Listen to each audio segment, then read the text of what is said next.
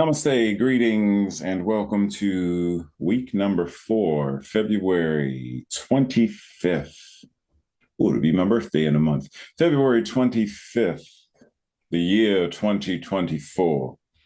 And we continue our discussion, our conversation, our practice regarding the whole spectrum of pain and fear and transformation and vision. And today we're specifically talking about how discomfort is the least of our concerns. Now, when we say that, what do we generally mean whenever we say something like that? Such and such is the least of your concerns. Losing your job today is the least of your concerns. It means there are a whole bunch of other concerns that are more pressing than that. So when we say discomfort is the least of our concerns,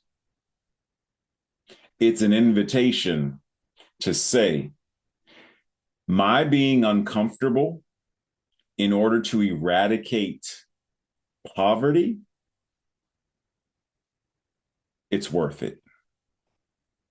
Because the experience of poverty and inequity is far more impactful in a non-life affirming way or life denying way than is my discomfort. Dr. Holmes offers us in 365 Science of Mind, we can overcome the troubles and difficulties that we have allowed, quote unquote, that we have allowed to enter our lives when we remember that love is that creating and sustaining presence. And he says, within all, I say, that is all.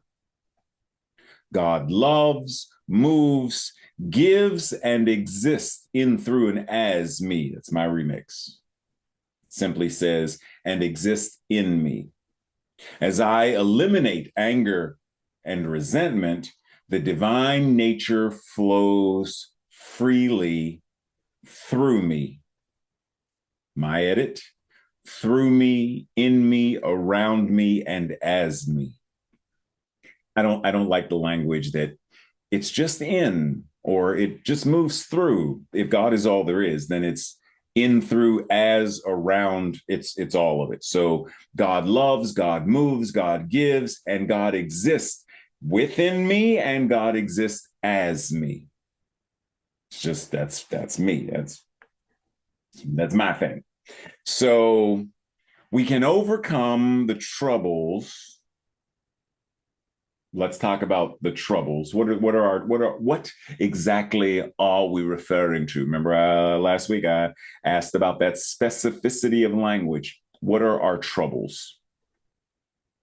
And then he says, and difficulties. We can overcome the troubles and difficulties. What are the troubles and difficulties that he says, have allowed to enter our lives? Now, I want to pause and recognize and bring to our awareness that the allowing may not necessarily be us individually, right? I and my consciousness did not allow Africans to be kidnapped and brought to the Americas and forced into slavery. I did not allow that. I did not allow those troubles. I did not allow those difficulties. And yet the collective consciousness was part of what created that. So when we say that we as a collective consciousness have allowed, just like we as a collective consciousness still allow there to be war, until such time as we, the collective tipping point, have now put into the consciousness of that's eradicated and eliminated and unnecessary, then war will cease. Poverty will cease. In order to do so, we're invited once again to have language specificity. What are the troubles? What are the difficulties? And in what ways are we allowing? In what way, and I could say for me, in what way am I allowing the consciousness of war to exist within my own space? Well, I don't like my neighbor. So whenever I go outside, I purposely turn my head so I don't even have to look in his direction. Well, what is that? That's some form of animosity. Why am I purposefully turn? What is that doing? He's still there. Do I really think that I'm invisible? So what difference does it make if I look at him? If I don't want to speak, don't speak. But why don't I want to speak? I could still head nod. I could say hello. In fact, when Tracy, my sister and I, sister of choice, and I moved here where we are, when I first started walking around the neighborhood, here's this random black guy. These people ain't never seen me, but I waved. I waved at everybody. When I started to see the same neighbor, mowing his lawn or whatever, and then there were days that he wasn't there, I would still wave in the direction of his house in case he or someone else was looking out the window and they would see. I acknowledged people, recognized people. And it took a minute because then COVID happened, but it took a minute to such a degree where now I am such a fixture in the area. People are used to seeing the Superman hoodie or some superhero garb or something that oftentimes they wave at me before I wave at them. Even the neighbors that I know initially had a issue. Like there's a neighbor down the street that I know he doesn't like gay people, and I know he doesn't like black people. I know that. But I wore him down. I waved and spoke and waved and spoke and waved and spoke until one day he asked me, "What's your name?" "Ray." "And yours?" "Tom." "Nice to meet you." So now Tom speaks. May even stop while mowing the grass and, "Hey, how's it going? Haven't seen you in a while." "Oh, you had surgery. How are you now?" Now, I mention this specifically to say, once again, my discomfort is the least of my concerns. Do I want a world that works for all? Then what am I willing to do to create the new foundation that the collective consciousness is built upon so that equity, justice, and all of these things now are commonplace? So when Dr. Holmes says we can overcome these things, when we remember, not just remember, but we act on this thing called love as the greatest creating and sustaining force and presence that there is, then the change has to occur. But where in my own life do I see that kind of love? Where in my own life do I use and apply that kind of love? Do I use that same sustaining and creating love to take care of me? When we talk about self-care, all of the ways in which we show our own selves that we appreciate and love, and do I do that for me? Or do I push myself until I'm running on fumes? That's not self-care. Now, there are those, for the sake of being able to survive, have to push themselves to that degree. Once again, my discomfort is the least of my concerns when there are those who aren't afforded the privilege to be able to take care of. They have to work 4 or 5 jobs to ensure that they do not become unhoused. Okay, so once again, how do I care for myself with that love that Dr. Holmes is talking about? This creative and sustaining power and presence of all. Where am I allowing that to show up in my life? Because if I'm criticizing myself, it's not that. If I'm judging myself, it's not that. If I'm guilting and shaming myself, it's not that. So how do I reduce the amount of times that I criticize and shame and guilt myself and all of that other stuff to love me more? to see my inherent worth more? How do I tip the scales so that there is more joy and love to such a degree that I now see in the grand view of, yeah, my discomfort is the least of my concerns because I'm going to use this, my power, my creativity, my love, my sustain. I'm going to use this and invest it in this whole new collective paradigm so that. How do we, he goes on to say about eliminating anger. As I eliminate anger and resentment, then the divine nature, that which is God, that which is the universe, flows freely in, through, and as me. Where am I invited to eliminate or reduce, at least reduce anger and resentment, bitterness, which we could flip it and say, where am I invited to forgive and have grace? Matter of fact, it was 8 days, specifically 8 days before Reverend Amani went on sabbatical. We had a conversation about a couple of things.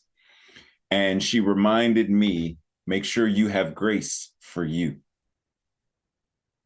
Right? I don't remember what exactly we were talking about, but somewhere in there, I would assume, since she said it, was that I may have been giving off the vibes that I wasn't having or offering myself enough grace. So she reminded me, make sure you are, make sure. Because sometimes we forget. Sometimes we get so caught up in all of the to do, gotta do this too. I forgot to do this yesterday, so I better do it today and move this over here. Oh man, what? We're so busy, busyness.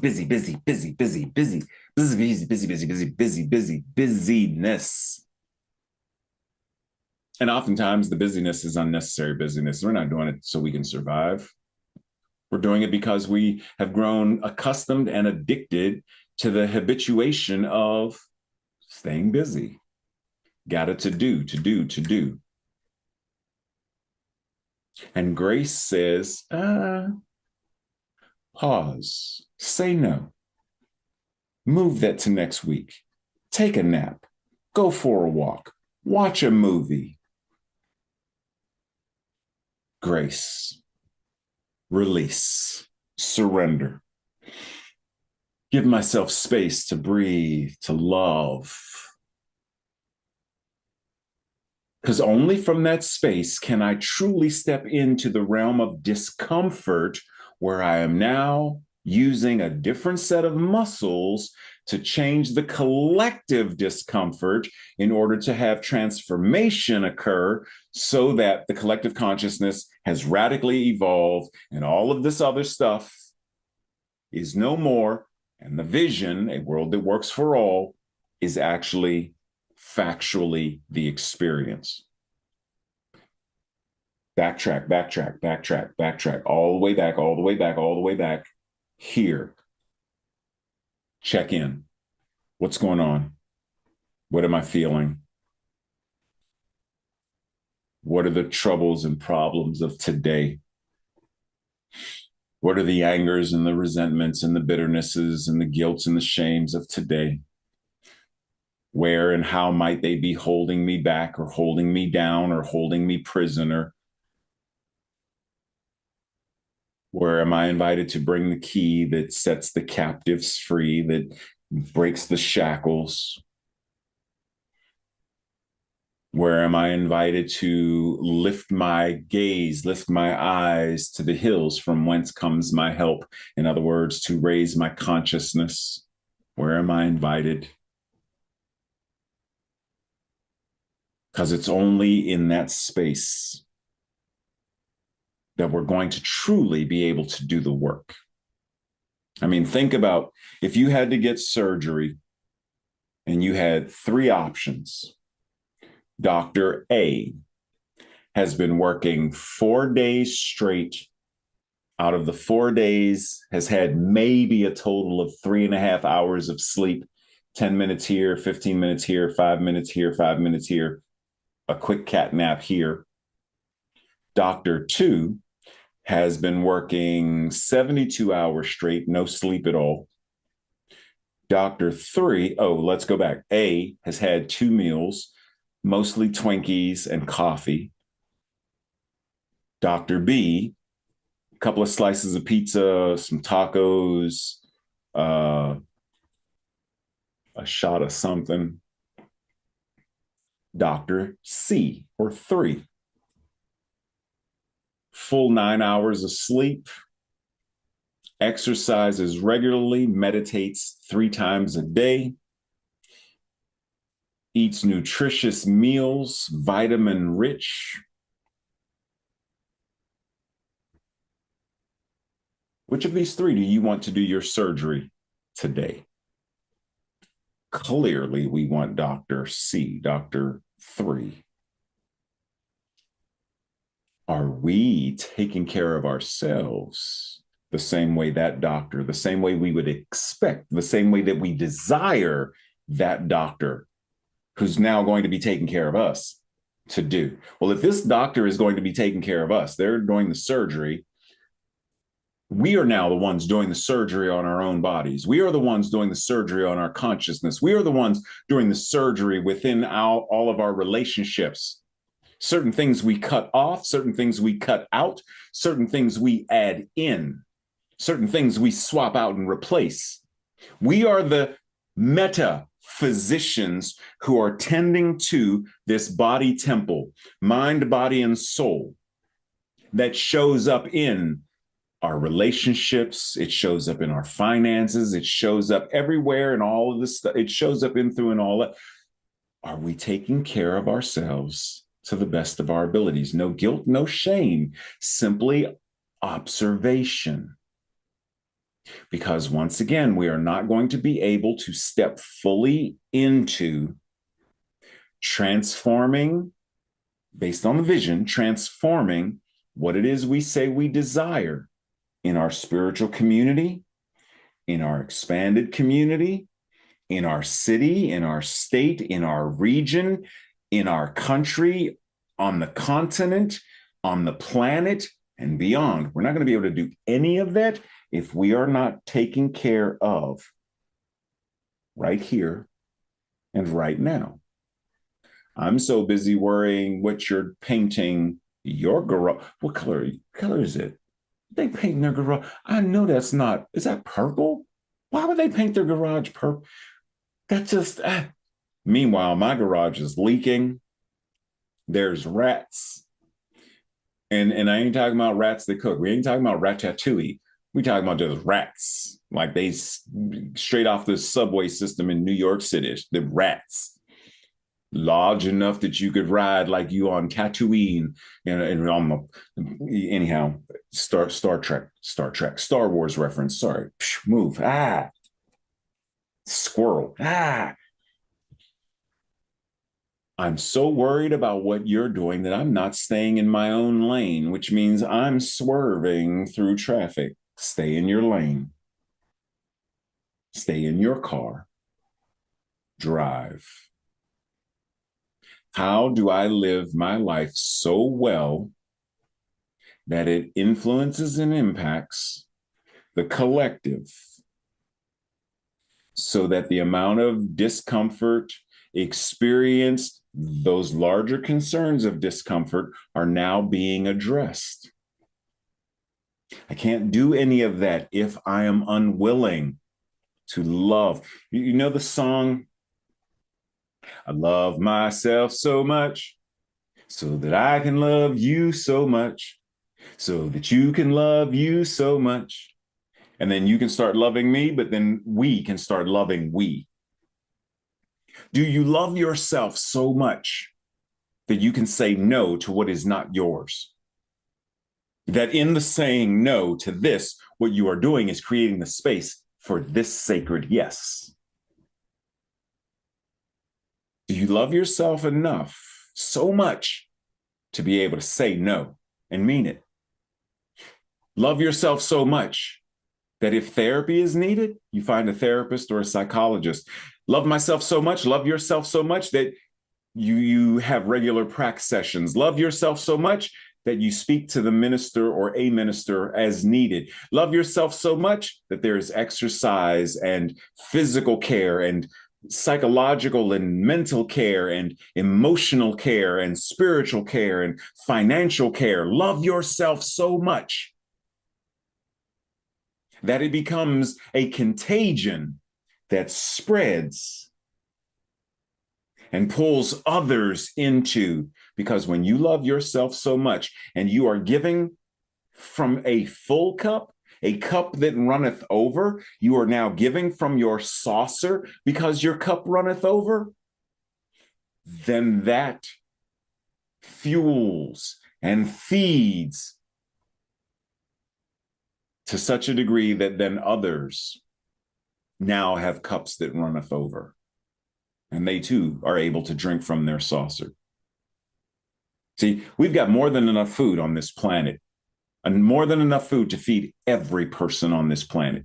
Just looking at how much food we in the United States of America throw away on a daily basis, that by itself shows that there is more than enough food. We can not only feed, but feed well, not processed, I'm saying we've got enough food. And if we don't have enough, we can have enough. But we have to recognize what needs to happen, what needs to change. One of the reasons why so many foods are processed and chemically enhanced, et cetera, toxic capitalism. So how do we evolve the consciousness of capitalism so that it works in alignment with spiritual principle? We don't have to get rid of capitalism. I mean, we can, but we don't have to. We can change the energy of it if that's what we choose to do, if that's what's going to create the vision of a world that works for all, rather than capitalism operating the way it currently operates, where the 1% on the backs of, that's not healthy, that's not effective, that is not a world that works for all. Children mining in Africa for things for our smartphones, when that's not healthy, that's not life affirming, that's not a world that works for all. So my discomfort, your discomfort, is the least of our concerns when it comes to what we are invited to do to transform the planet, to transform the collective consciousness so that a world that works for all is the regular default setting. So this week, have some conversations. Like, step into the space of, what are some of the problems? What are some of the challenges? What are some of the, it's almost like physicians will diagnose a sickness or an illness, and then there's a prognosis related to it, and then there's a treatment plan, and if necessary, then there's something that goes into prevention so we don't end up back where we started. Well, as metaphysicians, we could do the same thing. Diagnose what is causing racism. What's the prognosis? Well, if we continue on our current trajectory, okay, well, what if we change it? Well, it's a different prognosis. Okay, what's the treatment plan? What do we put into place to create sustainable health and well-being? And then what do we put into place to prevent us from ever having to come back to a consciousness of, how do we engage in the practice in such a way? That's the invitation.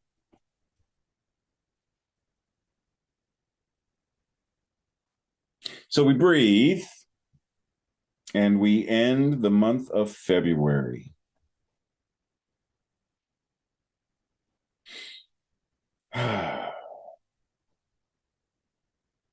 Much love and appreciation, and I will see you soon.